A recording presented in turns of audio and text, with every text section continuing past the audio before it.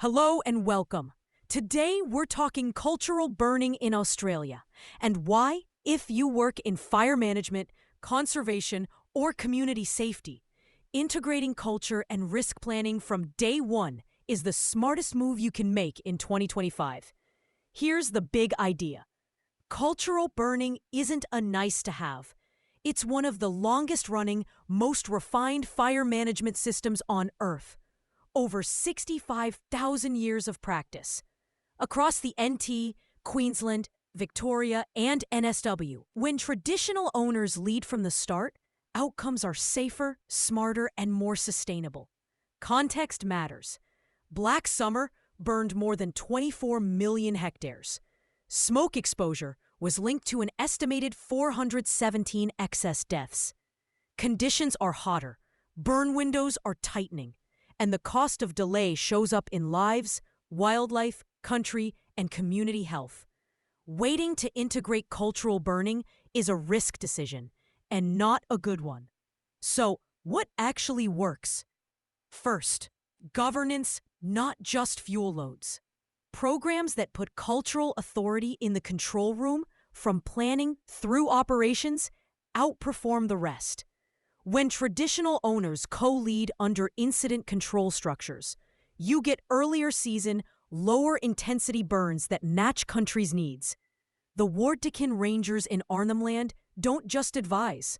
They co-design operations, align cultural calendars with risk windows, and have cut destructive late-season fires across their estate. Why does this work? Two-way leadership is precision. Traditional owners bring deep, generational knowledge of microclimates, seasonal indicators, and the way fire moves across specific soils, slopes, and vegetation. No short course replicates that.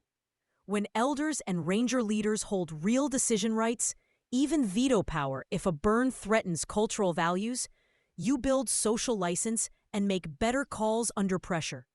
There's a funding and emissions story too. Early dry season burning in the north, following models like WALFA, has cut greenhouse emissions by roughly a third compared to late dry season baselines. Since 2012, savanna fire projects have generated millions of Australian carbon credit units. That finances boots on the ground, aircraft time, radios, drip torches, and training. It's risk reduction with a revenue stream, proving cultural boning and contemporary climate policy can work hand in hand. Next, change how you measure success. If you're still chasing hectare targets, you're optimizing for the wrong thing. Hectares treated rarely equals risk reduced. Large, uniform burns can create even-aged fuels that set you up for trouble later, especially as weather gets more extreme. Measure residual risk and cultural outcomes together. Use the best tools, Phoenix Rapid Fire and other spatial indices, to plan around what matters. Risk to life and property. Critical evacuation routes, irreplaceable cultural sites, biodiversity refuges, and communities vulnerable to smoke.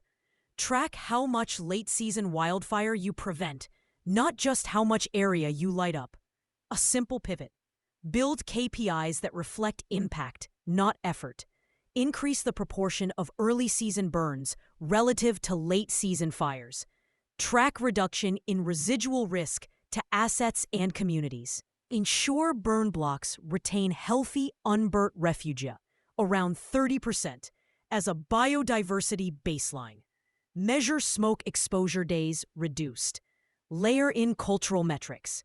Number of culturally significant sites actively protected, alignment of burn timing with seasonal indicators, and enhancement of habitat for key food plants and animals.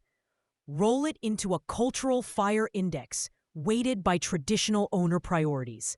That way, a small, patchy cultural burn that protects a sacred site and creates mosaic refuges is recognized as a major win, even if your hectare tally barely moves. This changes behavior in your planning cell immediately. Let's talk scale and speed. If you want quick wins that fund themselves, early dry season savanna burning methods in northern Australia are proven and finance ready. They generate ACCUs, and those credits can turn careful early burning into a cash-positive risk strategy. Your first season can reduce late-season risk and produce revenue for people, equipment, and tech. How to move without waiting for a perfect plan. Confirm eligibility under the Clean Energy Regulator's Savannah Fire Management Methods across high and low rainfall zones. Map project areas with traditional owner leadership from day one. Set up monitoring, reporting, and cash flow. And verification early so you're audit ready. Lock in operations that prioritize cool, patchy burns at the right seasonal moment, with coordinated aerial and ground crews. As revenue flows, reinvest in training, aircraft time, comms, and tools that make early season windows safer and more effective. This is where technology and culture complement each other. Traditional ecological knowledge guides where and when to burn, what to protect, and where not to go. Remote sensing, AI, and modern comms help you see across vast landscapes and verify outcomes. Use satellite hotspots and fuel moisture indices to time ignition. Deploy drones for patch assessment. Use AI-assisted mapping to confirm you've retained unburnt refuges. Not because data is smarter than culture, but because together they make decisions faster, clearer, and more defensible. Now, picture your next planning cycle. Instead of a spreadsheet of hectares, you're looking at a risk dashboard co-designed with elders. Buffers around communities and cultural sites are prioritized. You know which patches must remain unburnt to hold biodiversity through the next heat wave. You've scheduled burns to align with seasonal cues, flowering, insect behavior, and wind patterns, not just a calendar date. And you've embedded a cultural fire lead in the incident control planning cell, with authority to pause or redirect operations when country says no. The result? A patchwork of cool burns that fragment the landscape in a good way, slowing and steering fire if conditions flare later. Reduced smoke exposure for vulnerable communities. Protection for sacred places and food plants, which strengthens community support. And a program positioned to attract long-term funding because you're delivering verified risk reduction and measurable public good. If you're in southern states where Savannah methods don't apply, the principles still hold. Move away from blunt hectare targets. Build cultural authority into decision-making. Design burns to produce heterogeneity and refuges. Use spatial tools to maximize risk reduction per hour of effort. Track smoke and cultural outcomes alongside fire behavior metrics. A unified scorecard helps defend tough decisions when windows tighten and resources are stretched. Let's also name the organizational shift required. Emergency management often moves fast and in straight lines. Indigenous governance is grounded in consensus, relationships, and responsibility to country. Bringing them together means planning earlier. Creating standing governance groups with elders and ranger leaders, and writing protocols that clearly state when cultural considerations override operational convenience. If you're used to command and control, that can feel unfamiliar. In practice, it reduces conflict, builds trust, and produces better, safer outcomes under pressure.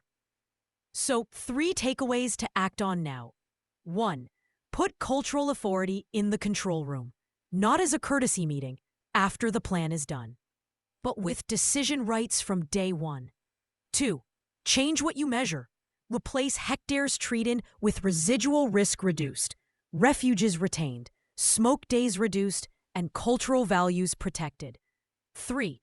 Where available, unlock carbon finance through early dry season burning and reinvest in people, gear, and tech that extend safe burning windows.